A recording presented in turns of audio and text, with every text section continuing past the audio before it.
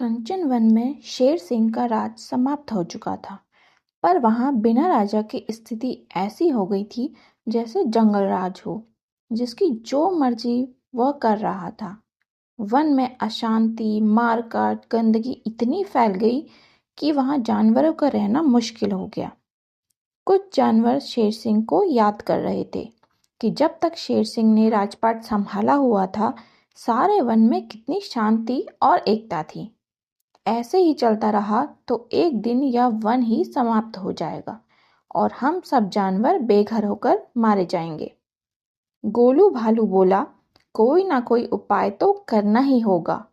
क्यों ना सभी सहमति से अपना एक राजा चुन लें, जो शेर सिंह की तरह हमें पुनः एक जंजीर में बांधे और वन में एक बार फिर से अमन शांति के स्वर गूंज उठे। सभी गोलू भालू की बात से संतुष्ट हो गए, पर समस्या यह थी कि राजा किसे बनाया जाए। सभी जानवर स्वयं को दूसरे से बड़ा बता रहे थे। सोनू मोर बोली, क्यों ना एक पखवाड़े तक सभी को कुछ ना कुछ काम दे दिया जाए। जो अपने काम को सबसे अच्छे ढंग से करेगा, उसे ही यहाँ का राजा बना दिया जाएगा।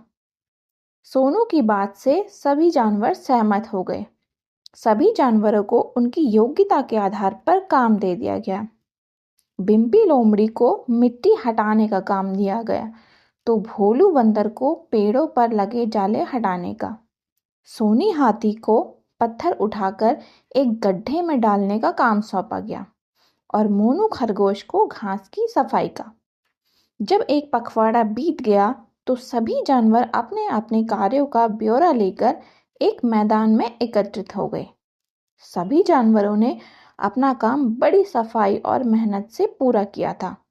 सिर्फ सोनू हाथी था जिसने एक भी पत्थर गड्ढे में नहीं डाला था। अब एक समस्या फिर खड़ी हो गई कि आखिर किसके काम को सबसे अच्छा माना जाए। बुद्धिमान मोनू खरगोश ने एक युक्ति सुझाई, क्यों ना मतदान करा लिया जाए। जिसे सबसे ज्यादा मत मिलेंगे उसे ही हम राजा चुनेंगे। अगले दिन सुबह सुबह चुनाव रख लिया गया और एक बड़े मैदान में सभी पशु पक्षी मत देने के लिए उपस्थित हो गए। मतदान समाप्त होने के 1 घंटे पश्चात मतों को गिनने का काम शुरू हुआ। यह क्या, सोनू हाथी गिनती में सबसे आगे चल रहा था और जब मतों की गिनती समाप्त हुई तो सोनू हाथी सबसे ज्यादा मतों से विजयी हो गया। सभी जानवर एक दूसरे का मुंह ताक रहे थे। तभी पक्षीराज गरुड़ वहां उपस्थित हुए और उपस्थित सभी जानवरों को संबोधित करते हुए बोले, सोनू हाथी प्रतिदिन पत्थर लेकर गड्ढे तक जाता था, किंतु जब उसने देखा कि उस गड्ढे में मेरे अंडे रखे हुए हैं तो वह पत्थरों को उसमें न डालकर पास ही जमीन पर एकत्रित करता रहा।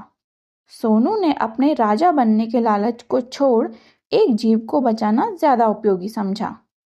उसकी इस परोपकार की भावना को देखकर हम पक्षियों ने तय किया कि जो अपने लालच को छोड़कर दूसरों के सुख दुख का ध्यान रखे, वही सच्चे तौर पर शासक बनने का अधिकारी है।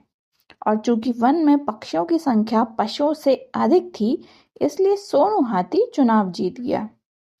इस कहानी से यह सीख मिलती है कि सच्चा शासक वही होता है जो परोपकार की भावना को सर्वोच्च स्थान दे।